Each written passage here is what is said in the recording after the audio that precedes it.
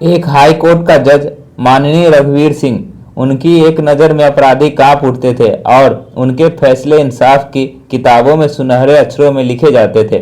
पर उस रात वो कोई जज नहीं थे, बस एक थका हुआ यात्री जो जंगल के बीच अपनी खराब गाड़ी के पास खड़ा था। बारिश की बूंदें उनके चश्मे पर टकरा रही थी, जैसे आसमान उसकी बेबसी का मजाक उड़ा रहा हो। चारों ओर घना जंगल, सन्नाटा और अंधेरा जो हर कदम पर भारी पड़ रहा था। तभी दूर बहुत एक टिमटिमाती रोशनी ने उनके दिल में उम्मीद का किरण जगा दिया। एक कुटिया, जैसे नींद ने उनके आखिरी सहारा दिखाई हो। वो बारिश में भीगते हुए, कीचड़ में फिसलते हुए उस रोशनी की ओर बढ़े।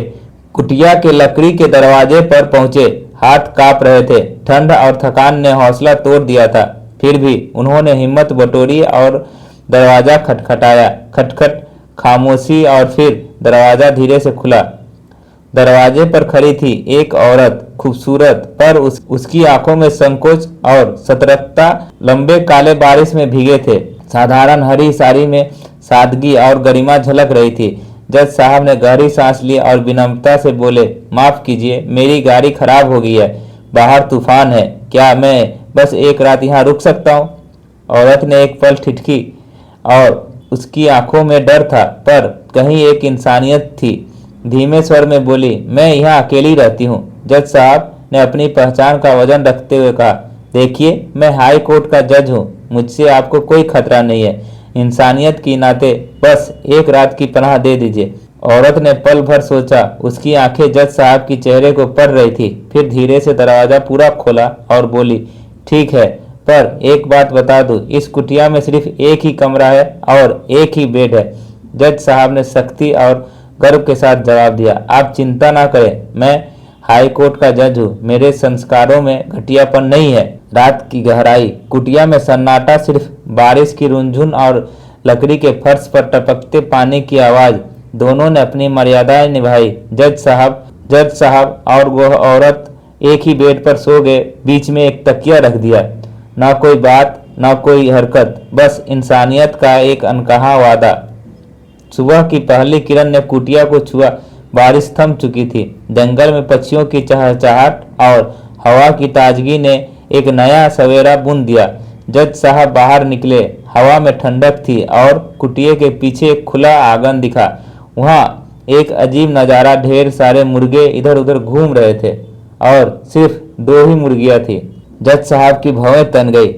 हैरानी भरे लहजे में बोला, ये क्या है, इतने सारे मुर्गे और सिर्फ दो ही मुर्गियां? औरत ने हल्की सी मुस्कान बिखेरी। उसकी आंखों में एक चमक थी, जैसे वो कोई गहरा राज खोलने वाली हो। इनमें से एक ही मुर्गा असली काम का है, उसने ठहरकर धीमे स्वर में कहा, बाकी सब हाईकोर्ट के जज हैं।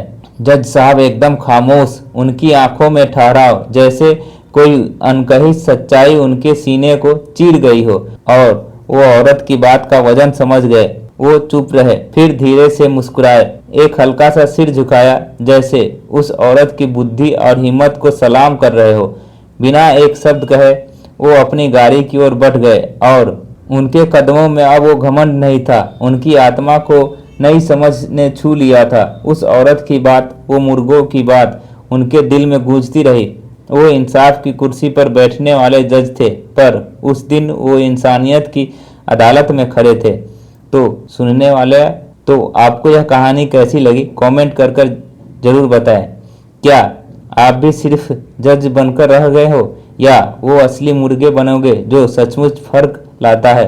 और हाँ, अगर यह कहानी आपके दिल को छू गई हो तो हमारे चैनल TKR जोक्स को सब्सक्राइब करना ना भूलें। यहाँ पर हर कहानी आपके लिए दिल से बनाई जाती है।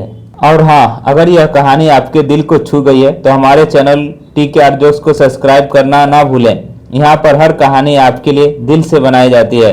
आइए इस कहानी के साथ जिंदगी के सच को खोजो। सब्सक्राइब करें और इस सफर का हिस्सा बने। धन्यवाद।